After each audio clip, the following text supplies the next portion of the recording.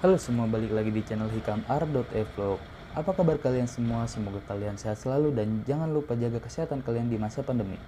Sebelumnya mohon maaf banget nih, gue baru membuat konten kembali karena sebelumnya sempat banyak problem. Yang pertama laptop gue rusak, terus yang kedua kamera gue juga rusak, yang ketiga juga HP gue juga rusak. Jadi terhambat untuk membuat konten, terus juga sempat terpapar COVID-19. Setelah itu gue juga harus menyelesaikan pendidikan S1 gue, jadi baru sekarang membuat konten kembali. Dan mohon maaf ini untuk audionya dubbing ya, jadi mohon maaf sekali lagi. Oke, sekarang gue lanjut untuk membahas pengalaman gue selama 2 tahun memakai PCX yang sudah di-upgrade CVT-nya. Bagi kalian yang belum nonton video upgrade CVT PCX, silahkan menonton terlebih dahulu videonya supaya kalian tahu part-part apa aja yang diganti. Selama pemakaian 2 tahun, yang gue rasakan terjadi perubahan tenaga di akselerasi. Yang sebelumnya akselerasi yang menurut gue kurang kerasa atau loyo ketika tanjakan atau pada saat menyalip, sekarang setelah di-upgrade CVT-nya akselerasinya sangat terasa ketika tanjakan atau pada saat menyalip. Untuk masalah gedeknya juga sekarang sudah tidak ada lagi selama pemakaian 2 tahun. Jadi udah nggak ada tuh getar-getar yang mengganggu kenyamanan. Selain itu, kecepatan 0-100 km per jam ya sebelumnya membutuhkan waktu yang cukup lama. Dan setelah di-upgrade CVT-nya, kecepatan 0-100 km per jam ya membutuhkan waktu yang cukup singkat. Apalagi kecepatan 0-80 km per jam ya hanya membutuhkan waktu yang sangat singkat. Terus ketika buka gas sedikit saja sudah terasa tenaganya. Jadi untuk harian tidak usah terlalu gaspol. Karena ketika buka gas sedikit saja sudah sangat cukup tenaganya untuk harian. Selanjutnya gue akan membahas top speednya. Nah untuk top speed yang gue rasakan sebelum mengupgrade CVT adalah 118 km per jam, tetapi dengan waktu yang cukup lama untuk meraih top speed tersebut. Sedangkan untuk top speed setelah upgrade CVT yang bisa gue dapatkan adalah 111 km per jam, tetapi dengan waktu yang cukup singkat dibandingkan sebelum upgrade CVT.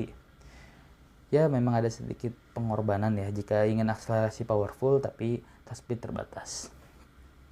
Terus yang gue rasakan untuk konsumsi bensinnya terjadi perubahan juga, dimana sebelumnya konsumsi bensinnya 42 km per liter dengan gaya berkendara gaspol, dan sekarang setelah upgrade CVT konsumsi bensinnya menjadi 38 km per liter dengan gaya berkendara gaspol.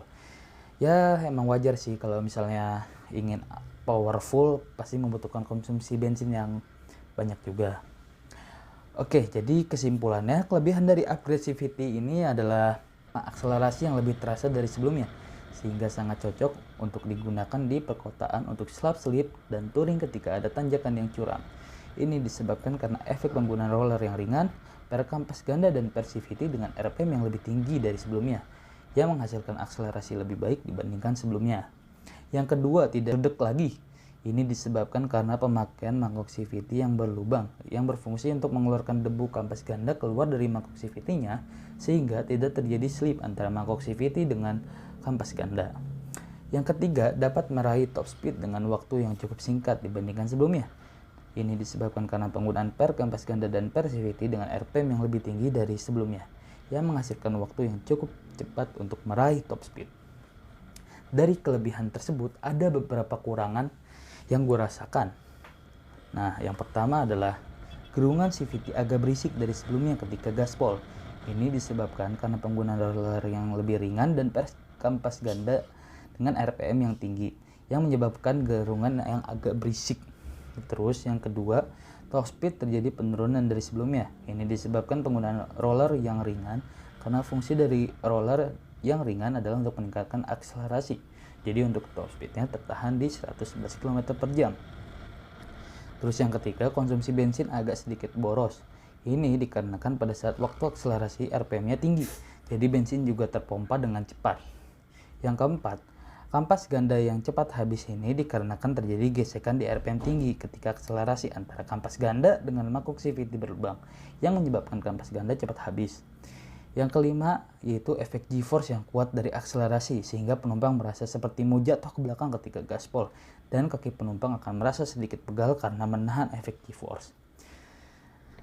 Nah, dari kekurangan agresivity seperti top speed yang menurun, kalian bisa menggantinya dengan roller yang lebih berat. Kelebihannya top speed lebih tinggi dan irit. tetapi akselerasi menjadi berkurang.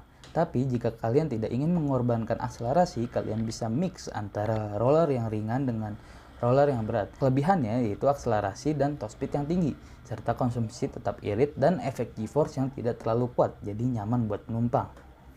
Nah, terus untuk kekurangan dari kampas ganda yang cepat habis, kalian bisa menggunakan kampas ganda NMAX karena kampas ganda PCX teksturnya gak sekeras kampas ganda punya NMAX, jadi jika mau awet bisa pakai kampas ganda NMAX. Nah, untuk perawatan CVT, setelah upgrade cukup dengan bersihkan CVT setiap ganti oli supaya motor tetap nyaman dikendarai.